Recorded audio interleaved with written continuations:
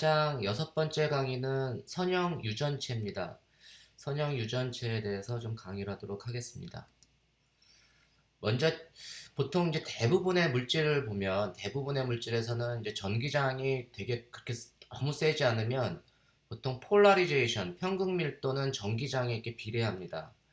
이때 이제 비례상수가 이제 엡실런 G로 이게 이제 진공에서의 유전율, 뭐 영어로는 이제 permittivity 이러는데 진공에서의 유전율이라고 하고 여기 chi sub E라고 하는 걸 우리가 보통 electric susceptibility 그래가지고 전기 감수율이다 이렇게 얘기를 합니다. 그래서 폴라리제이션이 이제 전기장에 이렇게 비례를 하는데 이러한 식을 다 만족하는 건 아니고, 그러니까 이러한 식을 만족해주는 그런 물질들, 그런 재료들을 폴라리제이션이 전기장에 비례하는 그런 조건을 만족해주는 재료들을 우리가 선형 유전체다 이렇게 얘기를 합니다. 그래서 linear dielectrics라고 하는데 선형 유전체는 폴라리제이션이 전기장에 비례하는구나 라고 이해를 하시면 됩니다.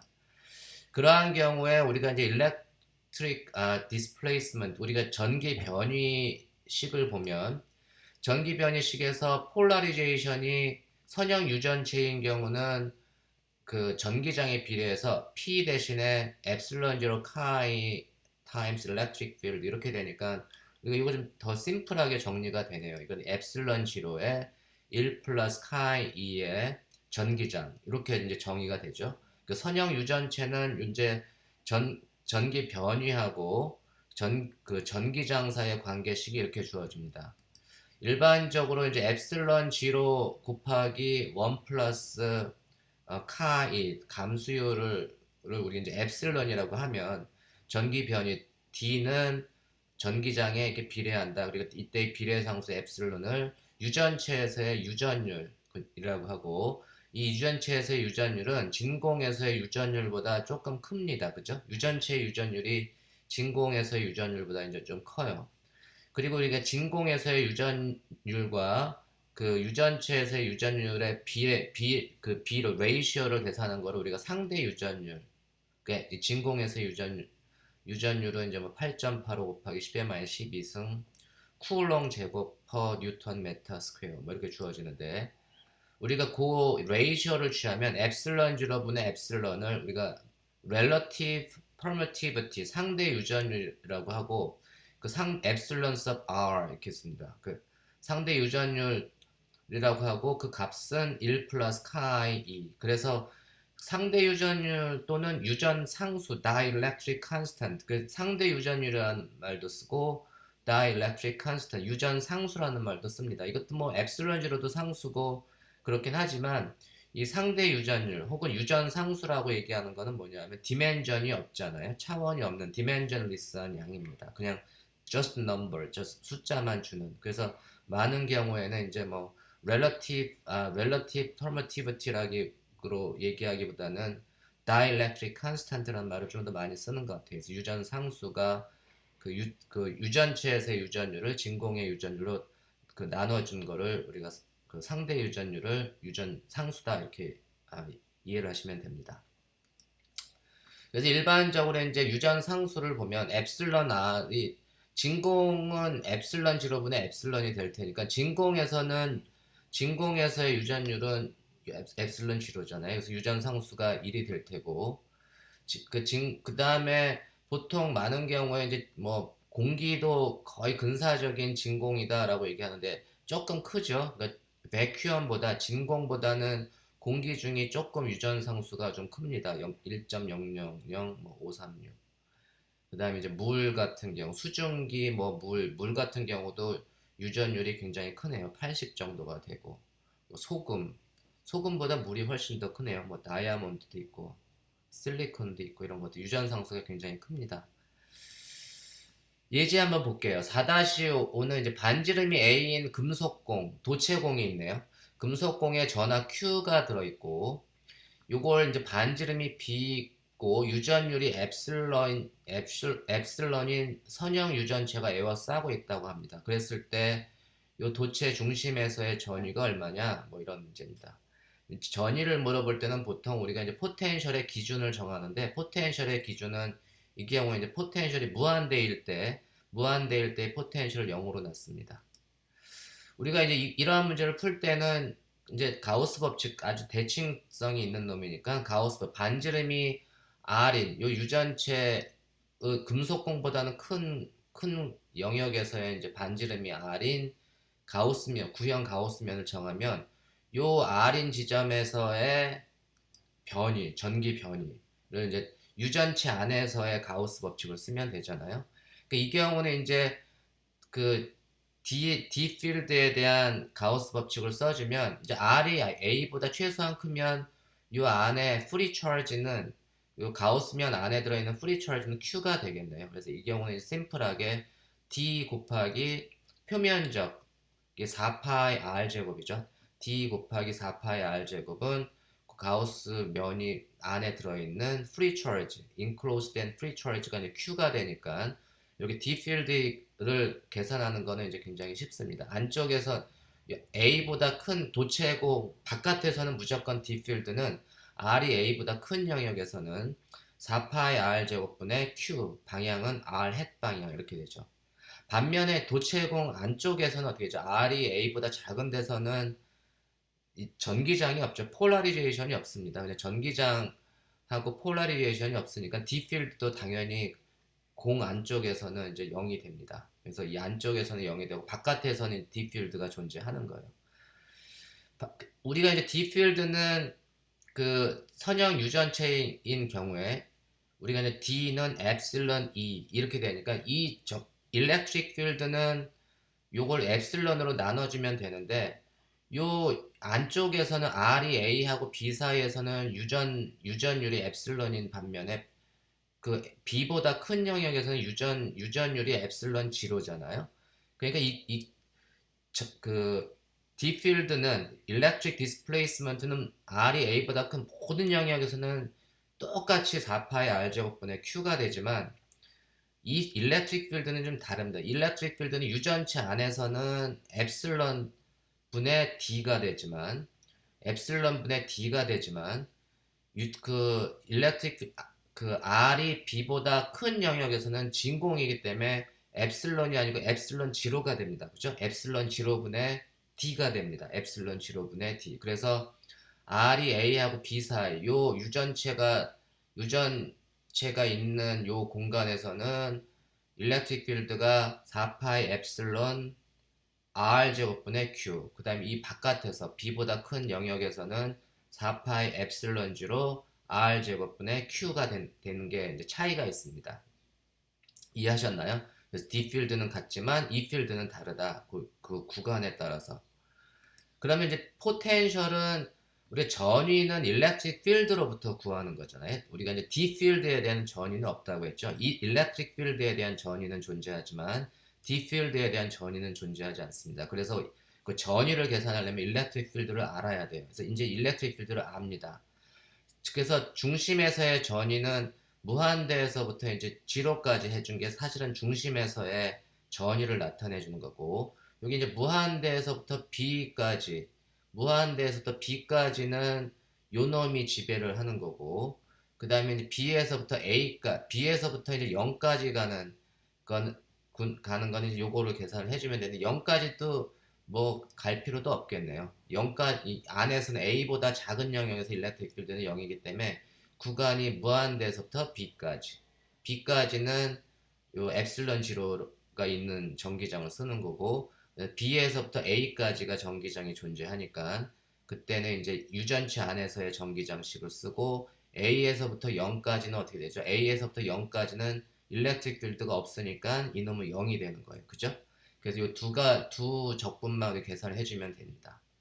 이거 4파이분의 Q는 공통인수니까 R제곱분의 1을 적분해주면 마이너스 R분의 1이니까 마이너스 R분의 1이니까 이거 다 플러스로 바꿔주고, 이 첫 번째 놈은 엡실론 G로 B분의 1 뭐 이렇게 나오겠네요. 두 번째는 엡실론 A분의 1 빼기 엡실론 B분의 1 이거는 심플하게 하면 되죠. 그래서 이제 중심에서의 포텐셜은 당연히 컨스턴트가 되고, 그놈을 미분을 해주면 이제 안에서는 전기장이 없는 게 되는 거죠. 그래서 바운더리 컨디션을 다 만족을 해줍니다. 이게 이제 중심에서의 전기장입니다. 만약에 이제 평균 밀도를 좀 들여다보면 평균 밀도는 전기장이 존재하는 공간에서는 평균 밀도가 있을 텐데 요게 이제 부피 최적 그 평균 밀도가 존재하는데 그 이 평균 밀도가 그 다이일렉트릭 그 이 안쪽에서 유전체 안에서의 평균 밀도는 0이 됩니다. 다이버전스 P를 해주면 평균 밀도가 이 안에서는 지금 P가 0이잖아요. 그래서 이 안에서는 지금 우리가 저기 최적 볼륨 charge density 이게 바운드 차지 덴시티, 바운드 차지인데 속박된 전하인데 최적 속박 전하잖아요. 최적 속박 전하는 이 안에 R이 A보다 작은 데서는 이 P가 이놈이 아니고 그냥 0입니다. 그죠? 폴라리제이션이 0이기 때문에 그 유전체 안에서의 최적 속박 전하는 없는 반면에 표면 속박 전하는 surface charge, bound surface charge는 존재하겠죠. 그거 P, 그래서 시그마 B는 P.N이 돼요. P.N. 그리고 이제 이 필드를 요 안에서 유전체 안에서는 표면 전하가 bound surface charge가 R이 A인 데서도 계산해 줄 수가 있고 R이 B인 데서도 계산해 줄 수가 있습니다. 그죠? 그래서 R이 A인 곳에서는 P.N R이 A인 곳에서는 P.N 둘 다 R이 B인 곳하고 R이 A인 곳에서는 P가 이거고 그때 일렉트릭 필드는 뭐죠? 요놈이죠, 요놈. 유전체가 있는 데서 폴라리제이션이 있으니까 그러니까 엡실론 G로 카이 EQ 나누기 4파이 엡실론 G로 엡실론 R 제곱인데 R 제곱이 B인 곳과 A인 곳 두 군데서 표면 전하가 있는 거잖아요. 근데 하나는 부호가 달라요. 왜냐하면 요 B인 지점에서는 P.N 폴라리제이션은 이제 일렉트릭 필드는 나가는 방향이고 요 N-햇은 뭐냐 하면 유전체 안에서의 N-햇은 그 표면의 수직으로 나가는 방향을 N-햇이라고 했죠. 그래서 이 B 요 그 B R이 B인 데서 N-햇의 방향은 유전체에서 바깥으로 표면으로 나가는 방향이니까 N-햇의 방향과 R-햇의 방향은 같은 방향입니다. 그래서 이게 얘는 플러스가 되는 거예요.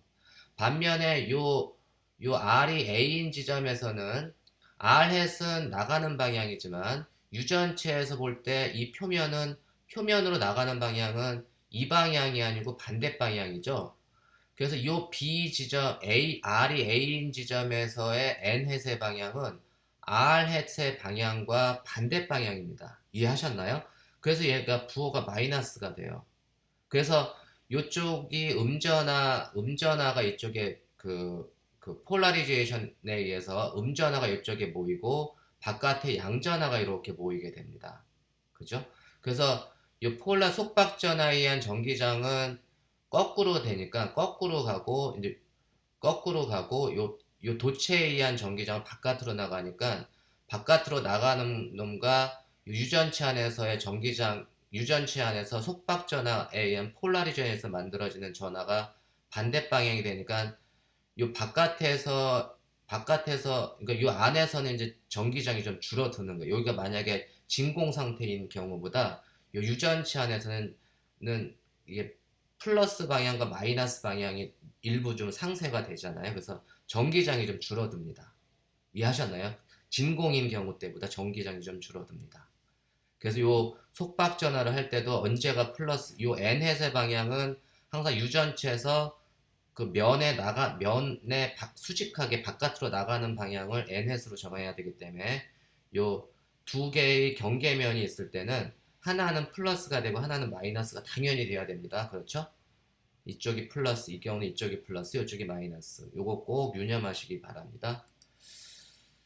그래서 우리가 이제 그래서 요거는 이제 일반적으로는 이게 유전체가 그 진공인 경우에 비해서 유전체 안에서의 전기장은 이제 진공일 때보다는 좀 작아지게 됩니다. 이제 이 경우는 직접 비교할 수는 없지만 이제 같은 영역에서는 진공일 때보다 유전체가 있을 때는 작아지게 되죠.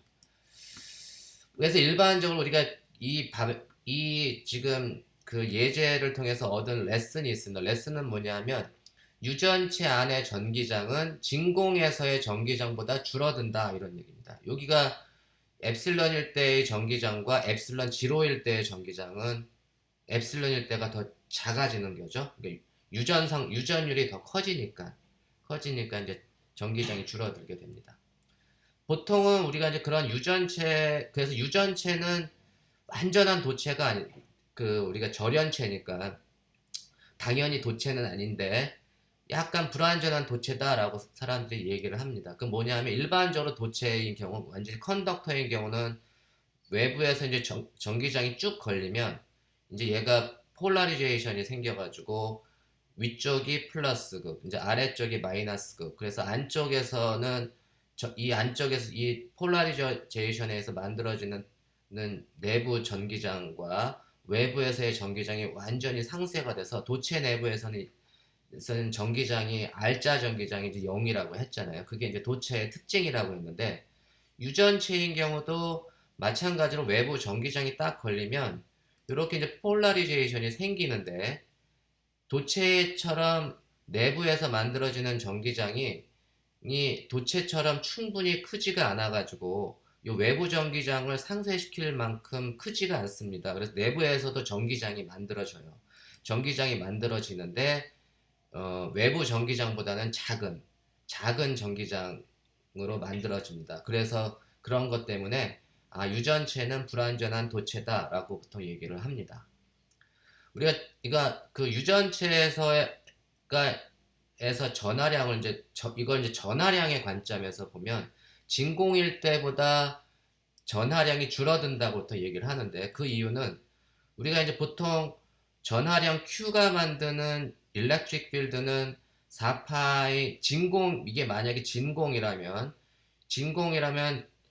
Q에서부터 R만큼 떨어진 지점에서의 전기장은 4파이 엡실론 G로 R 제곱분의 Q 이렇게 주어지잖아요.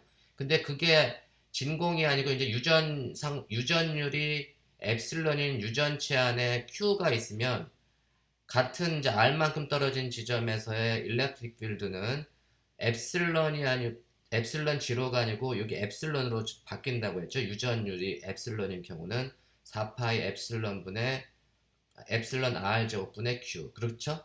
그래서 이제 엡실론 제로보다 커졌습니다. 그러니까 전기장이 작아진 거죠. 유전체가 들어간 경우. 이 놈을 진공과 비교를 해보면 분모에 엡실론 제로를 곱해주고 분자에 엡실론 제로를 곱해줄게요. 그러면 이제 분모를 엡실론 대신에 엡실론 제로로 만들어주면 분자는 엡실론 분의 엡실론 제로 그걸 역수로 취해주면 이제 Q 나누기 엡실론 제로니까 그게 이제 상대 유전 상수가 들어가잖아요. 그래서 Q 나누기 엡실론 제로 분의 Q 나누기 엡실론 R relative constant가 된다. relative constant가 되는데 그 상대 유전율이 되는데 이제 유전 상수가 되는데 그 유전 상수는 1보다 크다고 했죠. 그러니까 실질적으로 어떻게 보면 진공에서 봤을 때의 전하량보다 유전체가 쓱 들어가면 전하량이 사실 작아지는 효과가 되는 거예요. 원래 Q보다 작아지는 효과. Q를 유전상수로 1보다 큰 유전상수로 나눴기 때문에 Q보다 작아지는 효과가 되는 거죠. 그 이유가 왜 그렇죠?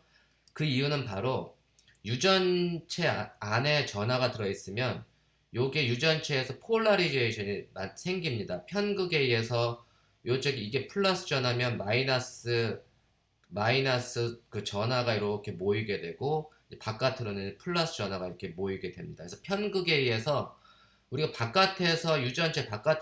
유전체에서 떨어진 지점에서 보면 원래는 진공에서는 Q로 보여야 되는데 유전체 안에서는 Q로 보여야 되는데 주변에 음전하가 이렇게 둘러싸고 있어요. 그래서 그걸 스크리닝 이펙트라고 해가지고 실제 Q라고 하는 놈보다 작아지는 효과, 작은 Q 프라임으로 보이게 됩니다. 그 Q 프라임이 얼마냐면 엡실론 R 분의 Q. 그래서 원래의 전하보다 작아지는 효과, 전하량이 작은 양을 보는 효과가 나타나게 됩니다. 그런 놈을 우리가 스크리닝 이펙트다 이렇게 얘기를 합니다. 이해하셨나요? 그래서 유전체에서는 아, 이제 전하량이 좀 작아지는 효과가 나타난다라고 하는 게 그러한 이유 때문입니다. 예제 4-6은 이제 우리가 잘 알고 있는 평행판 축전기에 유전율이 엡실런인 유전체로 채웠대요. 그랬을 때 이것이 유전체로 이제 엡실런인 단면적이 A, 그 다음에 그 두 평행판 축전지 사이의 평행판 사이의 간격이 D, 인 그 평행판 축전지에 유전율이 엡실런인 유전체로 채우면 전기 용량이 어떻게 변하느냐? 우리가 이제 유전체가 없을 때 두 평행판 축전기 위쪽은 플러스로 대전돼 있고 아래쪽은 마이너스로 대전된 평행판 축전기 내부에서의 전기장을 유전체가 없을 때를 E0라고 할게요. 그럼 E0는 얼마라고 했죠? 엡실런 0분의 시그마, 엡실런 0분의 시그마.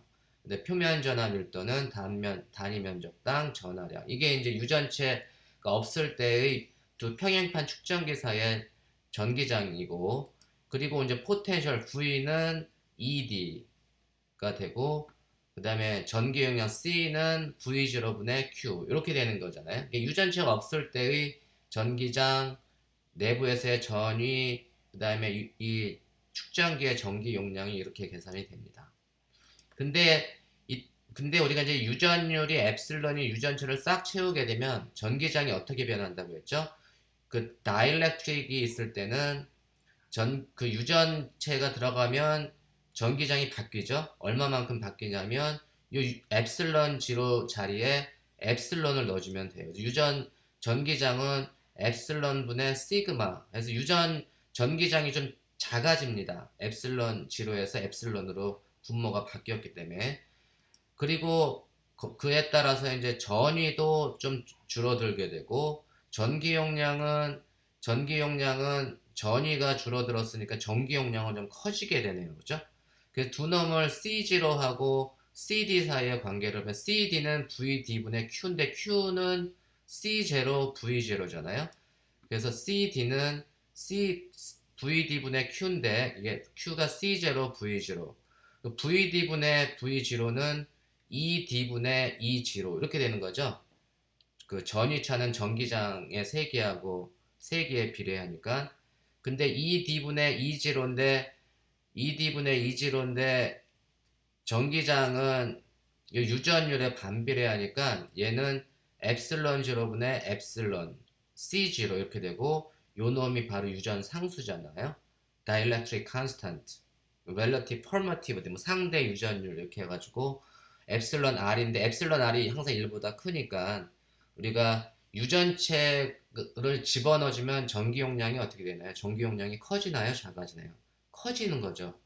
그러니까 유전체가 없을 때에 비해서 전기 용량의 크기를 키우려면 유전체를 끼워 넣으면 된다라는 게 이 문제의 레슨입니다. 이해하셨나요? 그러니까 전기 용량은 커진다. 유전체를 끼워 넣어주면. 우리가 이제 다음 시간에는 이 선형 유전체의 그 대칭성 있는 두 가지 예제에 대해서 좀 공부를 하도록 하겠습니다.